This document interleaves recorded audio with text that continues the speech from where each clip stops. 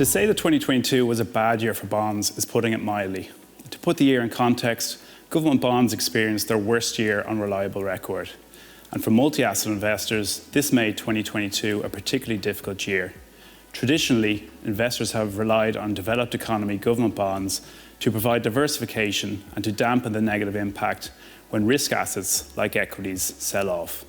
However, last year, this relationship broke down and we saw bonds and equities selling off in tandem.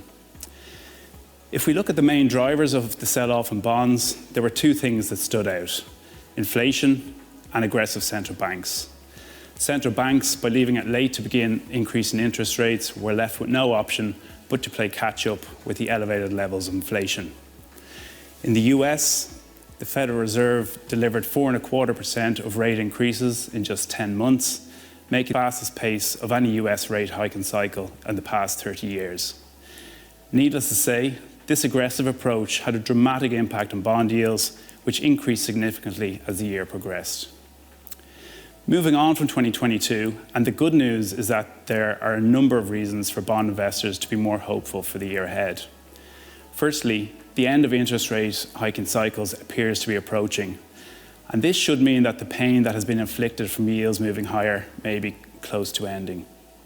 And secondly, in contrast to the beginning of 2022, bond yields are now at levels that are well above their 10-year average, meaning that bonds now provide a considerable yield cushion for investors. When we bring all of this together, what does it mean from an investment perspective?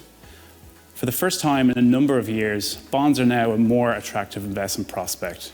And to reflect this, in Davy discretionary portfolios, our long-standing underweight position in fixed income duration was reduced in the fourth quarter of last year. For now, we do still remain underweight government bonds and duration, but we are continuing to monitor developments closely with a view to adding long duration bonds if yields present a more attractive entry point. If you would like any more information, please contact your advisor or visit davy.ie.